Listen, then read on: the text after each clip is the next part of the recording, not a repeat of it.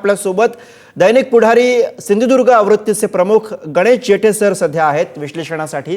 जेठे सर, अर्थात आज सुशांत आपल्याला सांगत होते की कशा पद्धतीने आताचे जे निकाल आहेत ते आपल्या सगळ्यांच्या समोर आहेत। ठाकरेंचा प्रभाव एकीकडे तळ कोकणामध्ये आपल्याला कमी होताना या निवडणुकीच्या निमित्ताने पाहायला मिळाला आणि दुसरीकडे भाजप आणि त्याचबरोबर शिंदेची शिवसेना यांचा प्रभाव वाढल्याचं चित्र एकाएकी समोर आलेलं आहे। आपण या सगळ्या निकालाचं विश्लेषण कसं कराल? निश्चितच आपण जर बघितलं तर तळ कोकण हा तसा ठाकरे शिवसेनेचा बालेकिल्ला होता, परंतु गेल्या काही निवडणुकांपासून तो ओसरत चाललेला आहे आणि या निवडणुकांमध्ये ते ठाकरे शिवसेना एकदम बॅकफुटवर गेलेली आहे। विशेषतः एकही नगराध्यक्ष त्यांना सिंधुदुर्ग आणि रत्नागिरीमध्ये निवडून आणता आला नाही।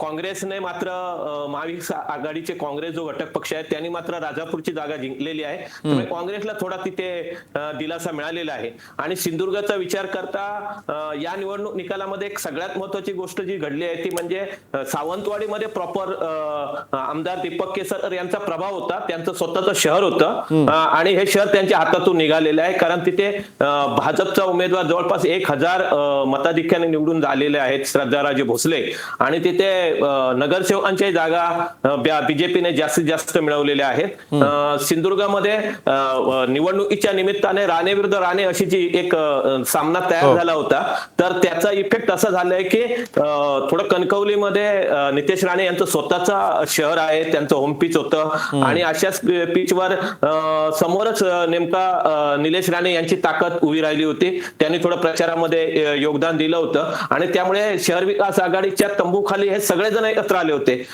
विशेषतः भाजपच्या विरोधात म्हणजे नितेश राणे आणि भाजप यांच्या विरोधात एकत्र आले होते।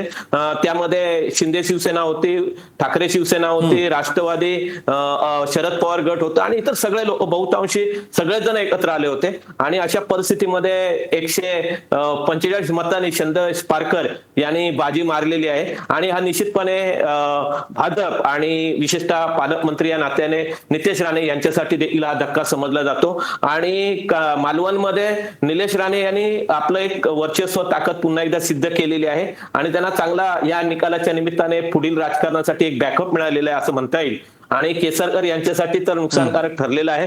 वेंगुर्ले नगर परिषद हे फार म्हणजे तिथे फारसे इश्यू झाले नव्हते, परंतु तिथे भाजपने बऱ्यापैकी बाजी मारलेली आहे, तिथे भाजपचा नगराध्यक्ष निवडून आलेला आहे आणि नगरसेवक पण मोठ्या संख्येने निवडून आलेले आहेत। एकूण तळ कोकणाचा विचार करता अशी परिस्थिती निर्माण झालेली आहे की महायुतीचंच वर्चस्व आहे। राजापूरला काँग्रेस आणि कणकवलीमध्ये शहर विकास आघाडी हे दोन अपवाद सोडले तर रत्नागिरी आणि सिंधुदुर्गमध्ये जवळपास 5 ठिकाणी शिंदे शिवसेनेचे नगरसेवक निवडून आलेले आहेत, 4 ठिकाणी भाजपचे नगरसेवक निवडून आलेले आहेत, एका ठिकाणी काँग्रेस आणि एक शहर विकास आघाडी। एकूणच हा जो तळ कोकण आहे हा ठाकरे शिवसेनेपासून दूर गेलेला आहे। अगदी जेठे सर, आपण म्हणताय त्याप्रमाणे आजचे हे निकाल आपल्याला सांगतात की तळ कोकण हे ठाकरेंच्या शिवसेनेपासून, जो त्यांचा बालेकिल्ला म्हणून ओळखला जात होता, त्या ठाकरेंच्या शिवसेनेपासून काहीसा दूर गेलेला आणि तोच अर्थातच भाजप आणि शिंदे शिवसेनेच्या जवळ जाताना आपल्याला या निवडणुकीमध्ये पाहायला मिळतोय। जेठे सर, धन्यवाद या सगळ्या विश्लेषणासाठी।